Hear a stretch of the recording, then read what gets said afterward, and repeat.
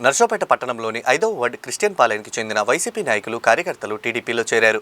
YCP నాయకులు మల్లెల అశోక్ ఆధ్వర్యంలో సుమారు 200 కుటుంబాలు వైసీపీని వీడి టీడీపీలో చేరినట్లు ఎమ్మెల్యే చదలవాడ అరవింద్ బాబు తెలిపారు. పార్టీలో చేరిన వారికి తెలుగుదేశం పార్టీ సీరియల్ నాయకులు వర్ల రామయ్య, ఎమ్మెల్యే చదలవాడ అరవింద్ బాబు కండువా కప్పి సాదరంగా ఆహ్వానించారు. ఈ కార్యక్రమంలో కూటమి నాయకులు తదితరులు పాల్గొన్నారు.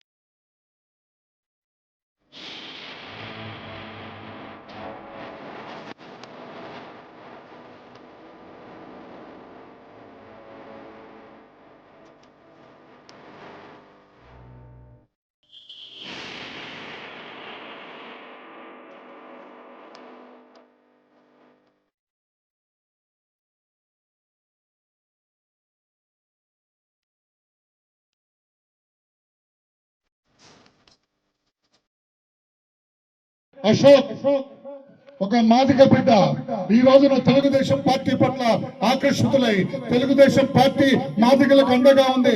తెలుగుదేశం పార్టీ మాదిగల అభివృద్ధిని కాంక్షిస్తున్నది.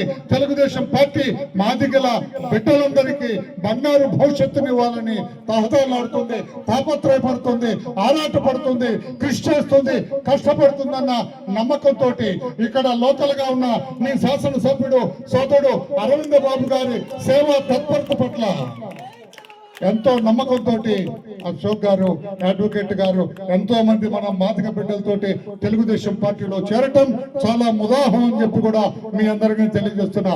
తెలుగుదేశం పార్టీ పొలిట్ బ్యూరో సభ్యుడిగా నారా చంద్రబాబు నాయుడు గారి పంపున సోదరుడు అశోక్ బాబు గారిని ఈ రోజు పార్టీలో చేరిన ఎందరో మహానుభావులు వారందరూ కూడా స్వాగతం పలుకుతున్నా. చాలా సంతోషంగా ఉంది. అన్న ఫోన్ చేశాడు నాకు, అన్న 7వ తారీఖున రావాలి, చాలా చేరికలు ఉన్నాయి, రావాలంటే నాకు కుదరదన్నా. నేను ఎప్పుడు మీ అందరూ తెలుసు పార్టీ ఆఫీసులు ఉంటా, చంద్రబాబు గారి పక్కన ఉంటా. ఉదయం నుంచి అర్ధరాత్రి ఆయన పడుకునేంత వరకు కూడా ఆయనకి అనుసంధానం చేస్తూ ఉంటాను. నేను నాకు కుదరదు అన్నాను. అన్న మీరు వస్తే బాగుంటుంది, లేదు లేనా నేను రాలేను. చివరికి ఏమన్నాడు ఆయన, అన్నా చేరేది మనవాళ్ళన్నా మాదిగలు చేరుతున్నారన్న. ఆయన మాదిగలు అనేటప్పటికి నాలో ఒక రకమైన ప్రకంపన వస్తుంది. ఓహో మనవాళ్ళు చేరుతున్నారా, అయితే తప్పకుండా వస్తాను. అయితే పెద్ద పెద్దలు చేరుతున్నట్టు ఎవరు వస్తారులేనా, నేను ఎందుకు లేనాడు.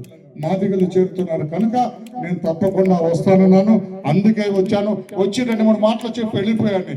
చివరిదాకా కూర్చున్నా. నేను మీ అందరిని చూస్తూ ఉన్నాను. నేను ఏదో పిడుగురాళ్ళలో నా మాదిగ పల్లెలో ఉన్నట్లుగా ఉంది నాకు. అందరి ముందు నా బంధువుల మధ్య, నా సోదరుల మధ్య, నా అక్క తమ్ముళ్ళ మధ్య, నా బాబాయిల మధ్య, నా తమ్ముళ్ళ మధ్య, నా అక్క మధ్య ఉన్నాను. చూడు ఎంత సంతోషంగా ఆనందంగా చూస్తుందో. వాడు మనవాడని అంటాను చూస్తున్నావు కదమ్మా. నేను మీ వాడిని, మీ రక్తం పంచుకొని పుట్టిన వాడిని, మాదిగల్లో ఒకరిని చెప్పి కూడా మీ అందరికి నేను తెలియజేస్తున్నాను.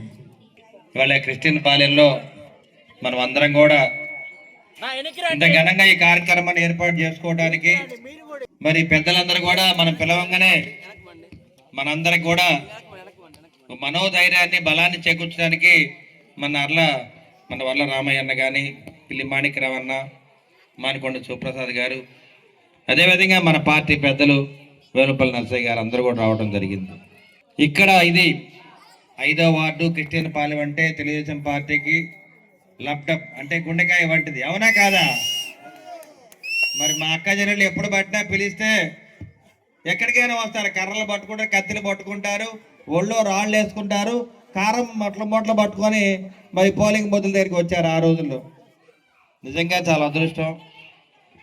మరి God is great, praise the Lord ఎందుకన్నానంటే, నేను కారు వేసుకొని వస్తుంటే 2019 ఓడిపోయిన తర్వాత బయటకు రాగానే కనపడే ఫ్లెక్సీ ఎవరిదంటే మల్లెల అశోక్ది, గోపిరెడ్డి శ్రీనివాస్ రెడ్డి గారిది కనపడదు, ఈందే కనపడదు ఎప్పుడు. అబ్బా మంచి కార్యకర్త ఉన్నాడు, వీళ్ళకి ఒక లాయరు, మంచి నాయకుడు ఉన్నాడు, మనలోకి వస్తే బాగుండని మనస్ఫూర్తిగా అనుకునేవాడిని. అది ఎప్పుడు ఫలించింది మనకి 6 ఏళ్ల తర్వాత ఫలించింది ఈ కళ. చాలా అదృష్టం మనం కూడా. ఎందుకంటే మన పార్టీ నాయకులు అందరూ కూడా ఏకగ్రీవంగా ఆయన్ని పార్టీలో తీసుకుందాం అనుకున్నారు. వైసీపీలో ఉన్నప్పుడు కూడా ఎంతో నిబద్ధతగా క్రమశిక్షణగా ఆయన ఎంతో కష్టపడి పనిచేశాడు. అదేవిధంగా మళ్ళీ చంద్రబాబు నాయుడు గారి ఆలోచనతోటి ఒక మంచి విజన్ ఉన్న నాయకుడు కాబట్టి చంద్రబాబు నాయుడు గారి ఆలోచన, పవన్ కళ్యాణ్ గారి పట్టుదల, నారా లోకేష్ బాబు గారి మరి ఆలోచనతోటి ఆయన మళ్ళీ మన ఉమ్మడి కూటమిలోకి రావడం జరిగింది. ఇవాళ ఉమ్మడి కూటమి గెలిచిందంటే టీడీపీ, జనసేన, బీజేపీ ముగ్గురం కూడా కూటమికి ఏర్పడి నారా చంద్రబాబు నాయుడు గారి కష్టంతో, పవన్ కళ్యాణ్ గారి పట్టుదలతో మనం ఈ విధంగా ఇక్కడ నిల్చొని మాట్లాడుతున్నామంటే, ఇదే వార్డులో మనం చాలా ప్రోగ్రాంలు చేసినప్పుడు మన మీద దాడులు చేయడం కూడా జరిగింది. దాడులు తిప్పి కొట్టాం మనం.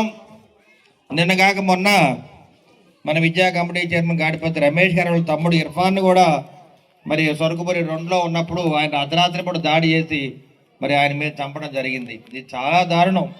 ఎందుకంటే వీళ్ళందరూ కూడా మన పార్టీకి అండగా ఉన్నారు, పార్టీకి అండగా ఉండి మన పార్టీని గెలిపించారని ఆక్రోశంతో ఆ ఇర్ఫాన్ అనే కుర్రాడి మీద దాడి చేయడం జరిగింది. దాన్ని మేము తీవ్రంగా ఖండించాము. అందరి గెలుపు కోసం నేను పనిచేస్తానని ఈ సందర్భంగా తెలుపుకుంటున్నాను. నాకు ఈ అవకాశాన్ని ఇచ్చినందుకు ప్రతి ఒక్కళ్ళకి ధన్యవాదాలు తెలుపుకుంటూ ముగిస్తున్నాను.